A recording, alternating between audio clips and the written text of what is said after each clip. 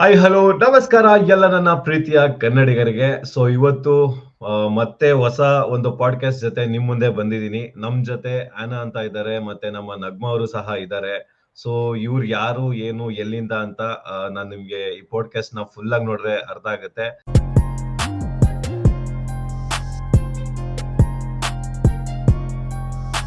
Previous ಆಗಿ ನಾನು ಏನ್ ಮಾಡ್ತಿದ್ದೆ ಅಂದ್ರೆ ಬರೀ ನಮ್ಮ ಕನ್ನಡಿಗರಿಗೆ ಅಂತ ಮಾಡ್ತಿದ್ದೆ. ಸೊ ಪಾಪ ಅವ್ರಿಗೆ ಕನ್ನಡ ಬರಲ್ಲ, ಅವ್ರಿಗೂ ಕನ್ನಡ ಕಲ್ಸೋಣ ಟ್ರೈ ಮಾಡ್ತೀನಿ ಆದಷ್ಟು. ಬಟ್ ಇವಾಗ ನಾವು ಫುಲ್ ಕಂಪ್ಲೀಟ್ ಪಾಡ್ಕಾಸ್ಟ್ ಇಂಗ್ಲಿಷ್ ಅಲ್ಲಿ ಇರುತ್ತೆ. ಸೊ ನೀವು ಎಲ್ಲರೂ ಈ ವಿಡಿಯೋನ ಫಸ್ಟ್ ಇಂದ ಕೊನೆ ತನಕ ನೋಡಿ, ದಯವಿಟ್ಟು ಮಿಸ್ ಮಾಡಬೇಡಿ. ಸೊ ನಿಮ್ಗೋಸ್ಕರ ನನ್ನ ಇದೊಂದು ಹೊಸ ಪ್ರಯತ್ನ, ನನ್ನ ಈ ಸೆಕೆಂಡ್ ಪಾಡ್ಕಾಸ್ಟ್ ಮಾಡ್ತಿರೋದು. ಸೊ ನಗ್ಮಾ ಅವರು ಸಹ ನನ್ನ ಜೊತೆ ಇದ್ದಾರೆ. ಅಂಡ್ ಆನಾ ಅವರು, ಇವ್ರು ಬಂದು ಎಲ್ಲಿಂದ ಏನು ಎತ್ತ ಅಂತ ನಗ್ಮಾ ಅವರು ಅವ್ರ ಜೊತೆ ಮಾತಾಡ್ತಾ ನಿಮ್ಗೆ ತಿಳಿಸ್ಕೊಡ್ತಾರೆ. So without a further ado, we'll start a video. ನಮಸ್ಕಾರ ಎಲ್ಲರಿಗೂ. Hi, thank you again for inviting me to the podcast. As Anna has joined us, so we'll keep it mostly in English for sure. Hi Anna, welcome to Chethan's YouTube channel. Oh, that's nice. Namaskara. Yeah, okay. So yeah, Can you say namaste? Namaste. Namaste. Nine. I just say thank you. Like Oh, that. okay. oh, you know namaste. Okay. Yeah. All right. Yeah. So yeah, Anna, welcome to Chethan's YouTube channel, and I want to. She will introduce, of course, herself. But Anna, thank you because this is a huge thing that you have joined us. And a brief introduction about Anna is like she helps professionals by helping them craft standout CVs, enhancing their LinkedIn presence, and also she helps people in excelling in their interviews. So yeah, she would advise you with respect to how to build a CV and how German job market is and everything. So yeah, over to you, Anna. Yeah. Thank you so much, guys, for having me, and thank you, Nagma, for the introduction. And absolutely, what I do is I'm based in Germany, particularly in Berlin, and I help mainly immigrants that come here to Germany to start from zero and basically find a job. After studying, or even immigrants that are here already and they are working, but they want to get a better salary, get a better company, or any kind of upgrade. Oh, okay. Where are you from, Anna? I'm Originally? from Romania, but you will notice some Spanish accent. It's because Yeah, I grew up right. in Spain. Yeah. Yeah, that's why I was asking, like, where is this accent coming from? Yeah. All right. Okay, so you're based in Berlin, and since when you are into this career coaching and So I guess I started in Berlin when I came here. I started like every job seeker. I came here without any job, and I started working in gastronomy, which I think many of my clients also do, like getting a part time to pay bills. But obviously, I wanted to find a job that could not only help me to survive but actually enjoy my life somehow. And yes, that definitely. was that was the first time actually that that I got in contact with people that were also looking for jobs and they were struggling. And I think that's basically the beginning of the story. Ah, that's nice. That's very kind of you to be helpful and choose this kind of field where you can help and make other people also successful and land on a job. That's really nice of you. So, Anna, as I have been living here for the past almost 7 years now, I have seen there is a huge market difference back in 2018 until 2020, and after Corona, the way it has affected, it's a huge. And So, what do you think? Like, how is the German job market right now, and what do you think? What are all the skills that are most in demand right now? Okay, absolutely. So that's definitely something that we are noticing all the time in Europe. There is a crisis going on. there is the war in Ukraine that is affecting also the job market. There is all the layoffs from many big companies that are also affecting the job market. And there are a lot of professionals that right now are high value professionals, and they are staying at home, which means for the person that is now looking for a job, that means that they will have much more competition than they had previously.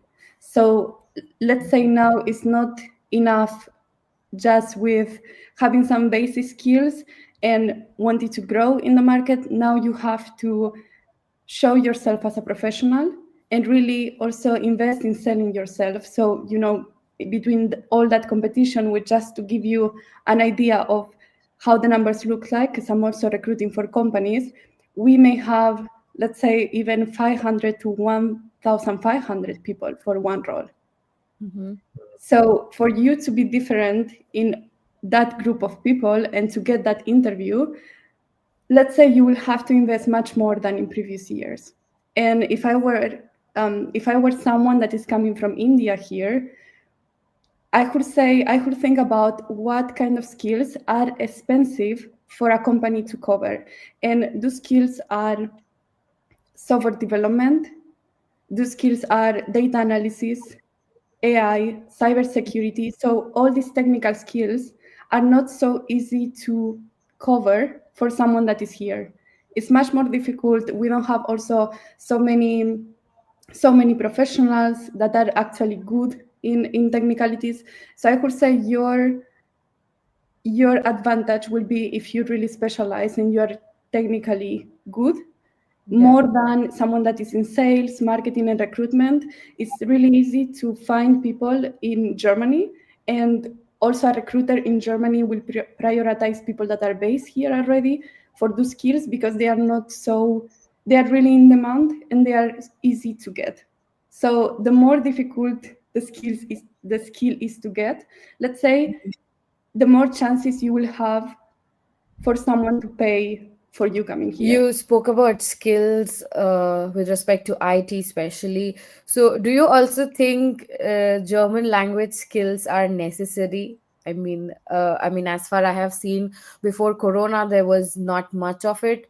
But now that I see German, they are asking German everywhere. So what do you think are the German language skills with respect to speaking, reading, writing necessary? I mean, I could say something that is really German to say. We are in Germany, and obviously we need to speak German. But if I were to start to look for a job from India, and I have to get to a C1 before looking for a job, then that will take me 1 or 2 years. And if I'm looking urgently for a job right now, I could say I could skip that, and I could try to look for the jobs that don't necessarily ask for German. And let's say in the technical field, like I said, data analysis or software development is a really big one.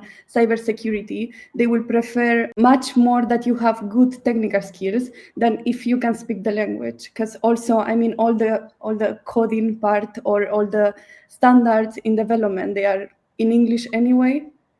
So sometimes there are, of course, German companies that want German teams.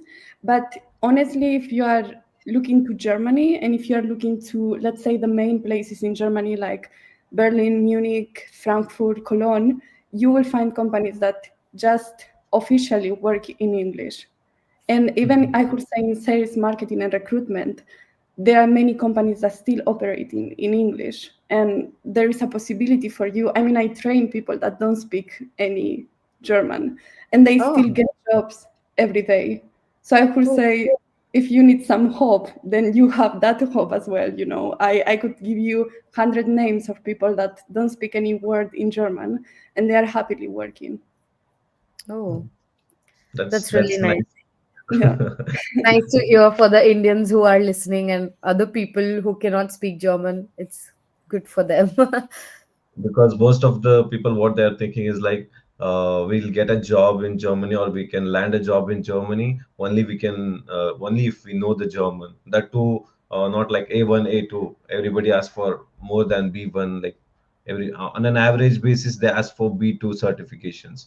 So all the students might be happy now listening to you, so that without language also we can get a jobs. But I would suggest all the students, so at least we should start learning.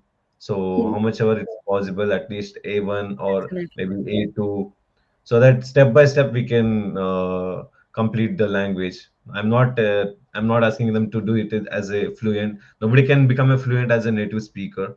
So at least when we come to this country, so we have to respect their language culture, and we Yeah. have to adapt to those culture simultaneously while working also. So I hope all the students will be very happy after listening to your words. Yeah. Like you said, start studying it already, but it will take you a little bit and a little bit of patience, and I would say Yeah. also time, effort, even money.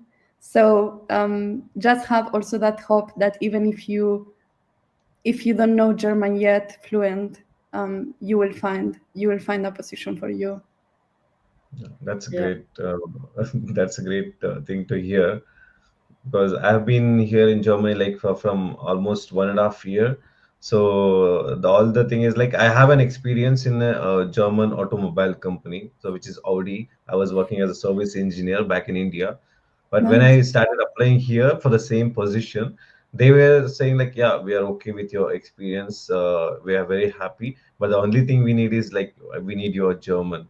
Okay, fine. I'll get back to you later. Yeah. The very next question with respect to the job market is definitely the CV, I would say, because CV is that a tool where that's our first impression, basically. So, yeah. So, Anna, what do you think, like in Germany, is there any kind of a format, or what do you recommend people how people should build their CV and how they can land on a job?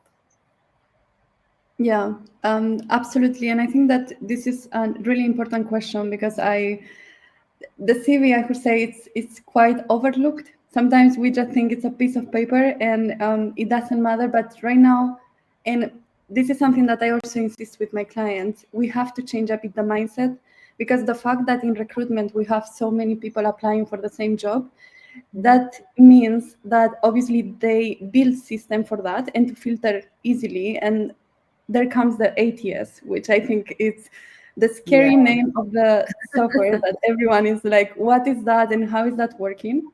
So Mhm. right now we are not preparing the CV for a recruiter, but we are preparing the CV for a software. And that means that we cannot overlook any kind of skills. And even if they are, let's say, a technology in let's say Power BI in data analysis, you think that the recruiter will know that you obviously study it and you know it, but you didn't mention it in the CV. Well, the ATS maybe it will take it as you don't have experience in that Oh. technology.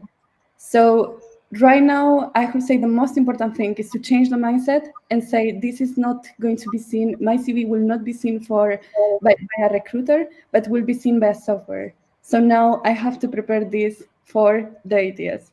And I would say the mistakes that I see the most, because I speak, let's say, in a week, maybe I see like 30 CVs average. And the mistakes that I see the most is, first of all, forget about the cool designs in Canva, forget about Yeah. colors, forget about making it complicated, forget about tables to make it nicer. What recruiters care about right now, and again, it's because we have really high amount of talent. What they care about now is the simple format with profile, so your contact information, education, work experience, projects if you have, and languages. That's basically what you need to have in your CV, and that's going to be the most important thing. Actually, the most important section of your CV is your work experience, because Mhm. if you have, let's say, 800 people more, and then the thing that will make you different, and the Mhm. main thing that for us is the most important one, is going to be the work experience. So how you explain that experience is going to be really, really important. And there comes another mistake, is people or us, right, job seekers, I also include myself in that because I used to do this, we mention a lot of information in the CV that is actually not really relevant for the job that we are applying for, but that complete my CV and makes it look like has some information. And yeah, that's really important. I would say to write the CV, all the content that you have there you should include 3 things that you have to have in your mind. Also, because you are preparing, like we said, you are preparing your CV for the ATS and not for the hiring manager. One is keywords. And for this, I recommend to get 10 ideal jobs that you're going to apply, to put them together and to understand what keywords are they using. So I can use that to explain my experience. Another one that many people say, like, Anna, I don't know how to do this, but it's numbers. You need to have some numbers from the impact basically that you made in that company. So you need to get some number. How many people did you train, or how many improves did you make in that company? They will want to know. And this is also for the ATS, but also for the hiring manager. And the third one is technologies. Even if the technology is really something that you consider silly to mention, you will have to mention it. And those are the 3 things also that I would say I would recommend to include. And the last one is, in Germany, if you're applying to Germany, even Netherlands, or basically even Europe, you can include a photo in your CV. And I'm going to say that, and I know that many recruiters are going to be like, what?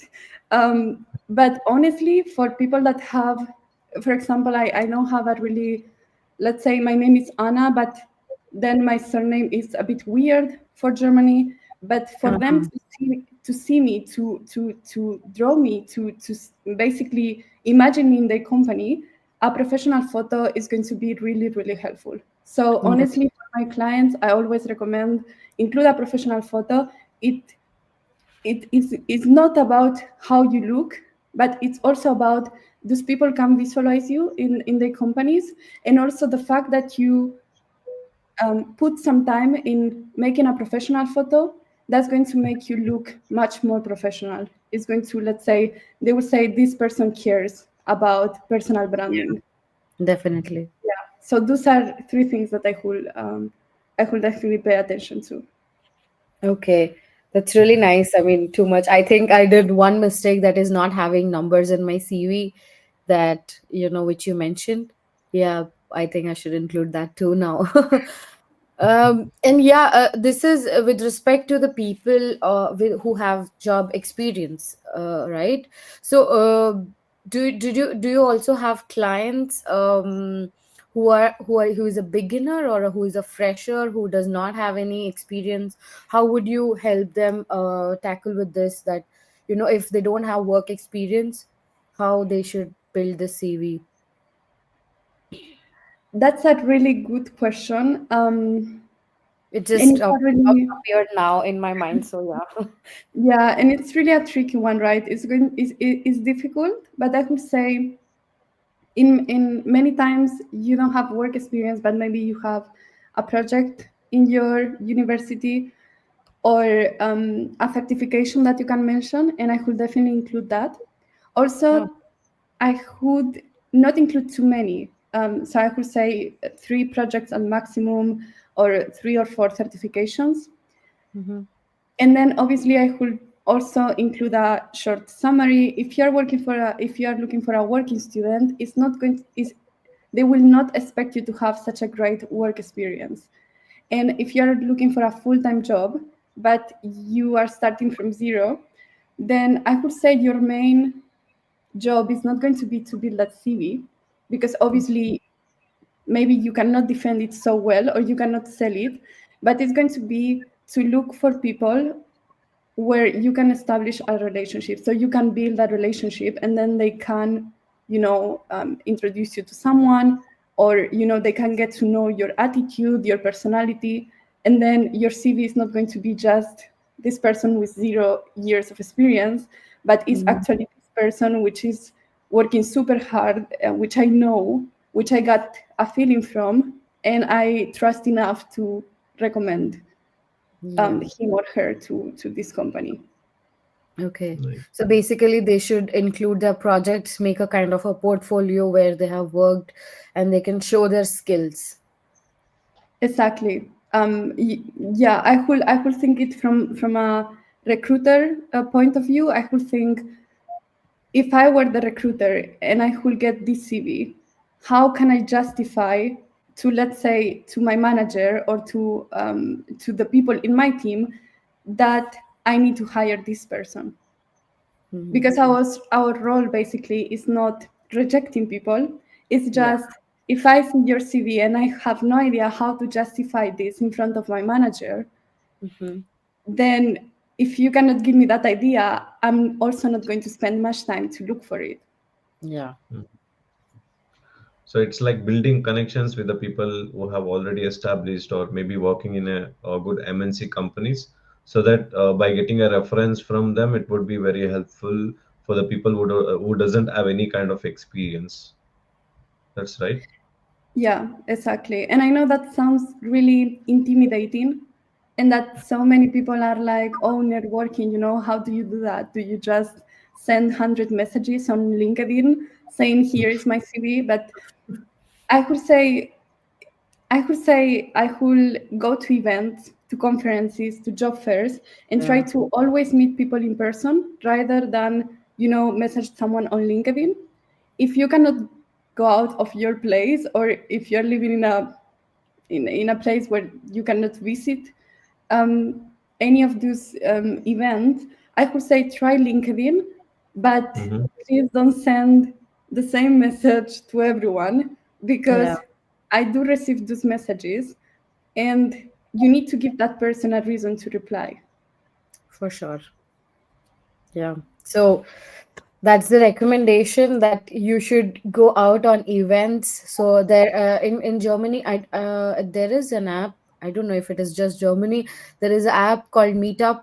So just go around and attend some events related to AI, other technology, everything, and start networking. That's the recommendation here, Yeah. to build your network, and so that you can have a reference in some companies.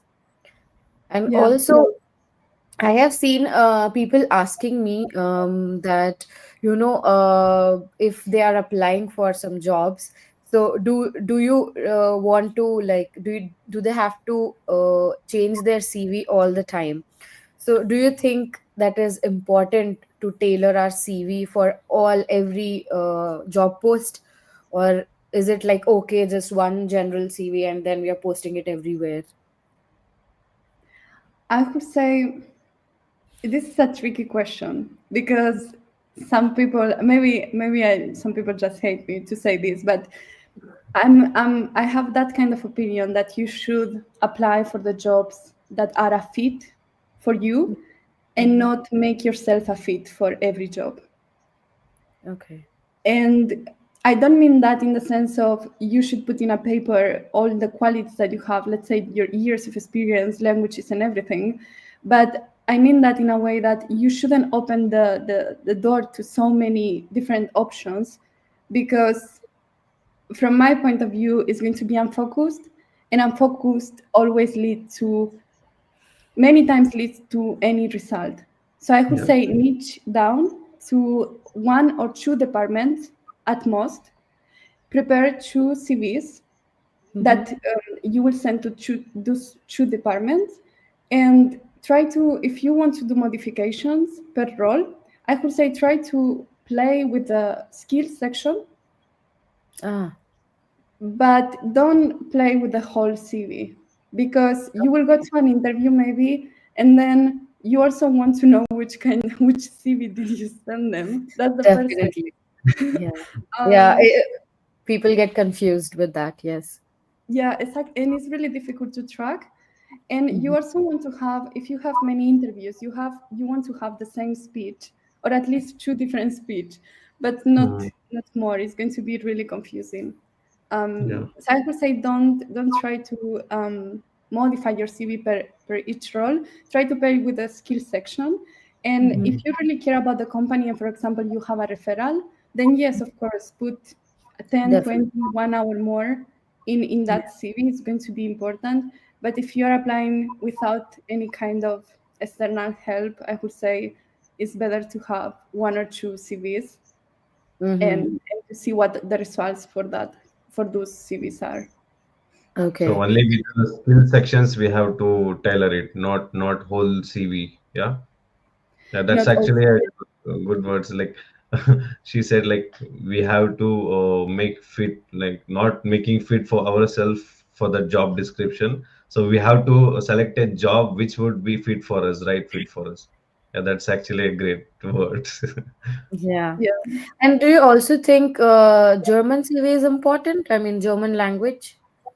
Um, In which sense? In the sense of to know the German language, or in the sense of mention it? no, making a CV, the whole CV in German, is it recommended?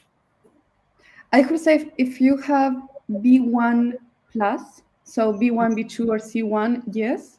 If you have less than B1, I wouldn't recommend it, mainly because also in the case of my clients, for example, they don't speak they don't speak German until B1. So if we do a CV in German, what we notice is that we receive calls from German recruiters that they are looking for people that speak German. So it's not really useful, let's say. It's like, so if you do it in English, it's fine. Many companies will accept it in English. If you speak more than B1 or B1, then yes, try to do a translation. That was very insightful knowledge from you, Anna, regarding CVs. I wanted to also know more about these different platforms we have in Germany, or in Europe, if you know it. So I would like to know if, like, what are all the different job platforms where people can go and search for Yes, jobs. and I would say I would recommend the big one is obviously LinkedIn. I always recommend that one. Another one could be Indeed and Glassdoor. Yeah, And I was thinking actually to send you actually a list of, and maybe you can put it even in the description of the video. That yeah. would be super nice. There are a couple, but mainly I would say LinkedIn, Indeed, Glassdoor are the one that actually I found more useful with my clients. But like I said, I could send you a list. All right, yeah. How about the stepstone? Stepstone. Oh yeah, true. But Stepstone has something that I don't like, and it's that in this Indeed, Glassdoor, and LinkedIn, they all repeat the same kind of jobs. So I also see that Stepstone is the one where those jobs most probably are in other platforms like Indeed or Glassdoor. But No. yeah, that could be also one. Yeah, it's also a good one. Okay. So Now, for all the viewers who are watching, we'll put it in a description, like which are the best platforms for you to search. So you can go and check it in a description. So no worries.